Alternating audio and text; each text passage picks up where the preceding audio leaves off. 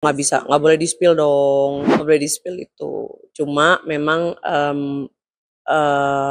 orang yang kebetulan teman saya, temennya Loli juga itu aja. Oh kenal, kenal, tahu, tahu, tahu. Bahkan saya itu April 2024, itu pertama kali saya up masalah Fadel ini abusive sama Loli. Itu April 2024. Nah itu aku asal asal muasal atau narasumbernya itu ya mereka gitu. Jadi aku nggak sembarangan up ini itu, tapi enggak, ini memang ada saksinya dari lama. Oh no comment, no comment.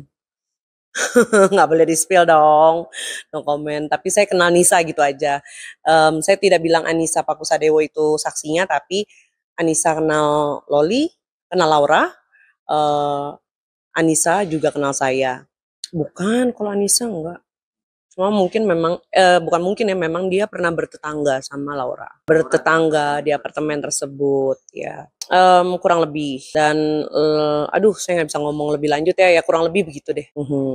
Oke, oh iya ini sudah bisa dipastikan, ini bisa dipastikan kebenarannya. Jadi, Laura ini menyewa unit apartemen waktu dia kembali ke Indonesia dari London itu melalui kakaknya Fadel, abangnya Fadel. Saya nggak ngerti ini kakaknya yang mana, tapi yang jelas antara Martin ataupun Bintang ya.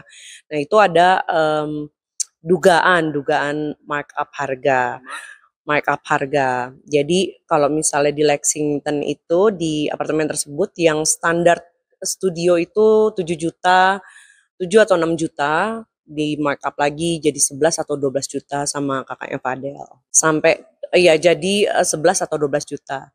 Lumayan lah buat nongkrong. Laura, uang Laura. Harusnya gini, kalau misalnya ini sudut pandang saya ya, saya juga punya anak perempuan. Kalau misalnya memang keluarga itu keluarga benar, ini ada anak perempuan nih, anak perempuan di bawah umur, ibunya masih ada, orang tuanya masih ada. Kalau saya jadi ibunya Fadel, orang tuanya Fadel, saya nggak mau kesalahan dong. Ini anak perempuan loh, ya. Kenapa tidak melibatkan pihak yang berwajib ketika tahu anak ini ditolak?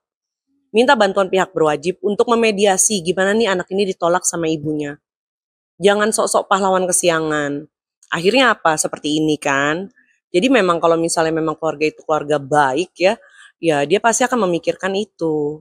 Dia akan mencari pihak ketiga yang jelas punya kewenangan untuk memediasi Laura dengan ibunya. Tapi yang saya lihat ini malah makin anak ini, si Laura ini di entah didoktrin apa jadi seperti itu. Jadi di apartemennya itu beberapa kali ada lah yang mergokin kalau Fadel itu kasar ke Laura, baik dari ucapan, baik dari apa namanya, secara fisik itu kasar. Bahkan security apartemen tersebut itu menyaksikan langsung Laura itu didorong. Kalau misalnya memang itu kan April ya, CCTV-nya pasti masih ada. Kalau nggak salah kan CCTV 6 bulan ya, pasti masih ada CCTV-nya. Ada kok kejadian si Laura itu didorong sama Fadel. Tapi itu kan di ya penyidik ya yang punya kewenangan untuk buka CCTV itu. Oh saya nggak tahu. Cuma yang ini kan bicara konteksnya kan yang April itu kan, yang April itu. Nah April itu yang saya up itu. Enggak, itu Juli kalau nggak salah. Dugaannya ya, karena saya waktu itu bilang sama si Niki kalau Laura ini tiba-tiba mau nikah itu akhir Juli.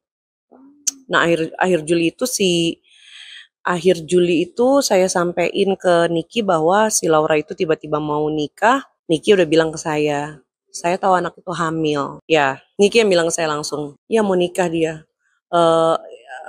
Aku bilang ke Niki anakku mau nikah. Iya, gue tahu itu anak hamil ya loh. Tapi di situ belum ada berita soal abortus ya, belum ada. Cuma dia bilang dia udah tahu kondisi anaknya itu sedang berbadan 2. Saya nggak ngerti, saya nggak. Yang jelas dia punya bukti, dia kasih lihat ke saya. Oh hancur. Dia sempat bilang ke dokter Oki kalau dok hatiku hancur. Kenapa anak itu nggak bilang kalau dia hamil. I mean, Niki ini berharap kalau Lolinya sendiri yang bilang ke ibunya, ke Niki, "Ami aku hamil." Mungkin ya, tapi kalau dilihat dari kalimatnya ke Dokter Oki, terus waktu dia tahu Laura juga dia bilang ke saya, "Ya Allah gue nangis sampai jam 5 pagi." Oke lah mulutnya Niki bilang, "Oh gue gak peduli sama anak itu." Tapi buktinya ditangisi anak itu sampai jam 5 pagi. Ya pasti. Ya tapi gak jadi, gak tahu entah apa sebab. Saya gak ngerti deh. Itu bukan kapasitas saya buat ngomong karena memang saya saya nggak tahu detailnya itu ini anak yang memutuskan anak ini untuk aborsi itu siapa saya nggak tahu. Itu tapi yang jelas ini anak kabarnya diduga melakukan aborsi. Ya begitu dia pulang dari London kan dia belum hamil tuh. Ya sekarang kalau misalnya ditanya apakah itu benar anaknya Fadel, ya kan sama Fadel terus dia. Bahkan sampai Fadel nginep, sampai Fadel mondar-mandir, pokoknya ya laki-laki di hidupnya di dalam hidupnya Laura saat dia balik ke Indo ya cuma Fadel. Sekarang gini, kalau misalnya nih, ini kita bicara masalah penyangkalan Fadel ya. Fadel, kalau misalnya memang kamu bilang kamu tidak berhubungan seksual sama Laura, ngapain kamu USG? Ngapain? Bener dong, kan nggak pernah gue apa-apain kok itu anak perempuan. Bener dong, kenapa kamu harus USG untuk memastikan, untuk membuktikan? Biarkan aja visum yang membuktikan. Ngapain kamu harus ke dokter kandungan, kamu USG rahim Loli yang udah nggak ada apa-apa, terus kamu bilang, "Oh ini negatif nih hasilnya, ini nggak hamil kok." Nggak usah kayak gitu. Kalau memang kamu nggak pernah berbuat yang macem-macem sama Laura, nggak usah kayak gitu. Ngapain kamu bawa dia untuk USG? Kan nggak pernah diapa-apain. Saya nggak tahu. Ini saya belum dengar nih. Ini saya baru kali ini dengar. Nggak tahu saya. Nggak tahu saya. Emang kalau saya nggak tahu, saya bilang nggak tahu dan nggak pernah dengar juga. Sahabat Nikita Mirzani ungkap dugaan markup sewa apartemen oleh kakak Fadel Bajide. Dilansir dari suara.com, Yula ini sahabat Nikita Mirzani mengungkap hal negatif yang diduga dilakukan oleh seorang kakak Fadel Bajide. Ada dugaan salah satu kakak Fadel Bajide telah melakukan markup saat ingin menyewa apartemen untuk Loli. Pasalnya, kisaran harga apartemen yang ditempati Putri Sulung Nikita Mirzani harganya sekitar 6 juta. Jadi di apartemen itu yang standar studio itu 7 juta atau 6 juta di markup lagi jadi 11 juta sampai 12 juta oleh kakaknya Fadel. Ungkap Yolo saat seperti dikutip YouTube cumi-cumi.com.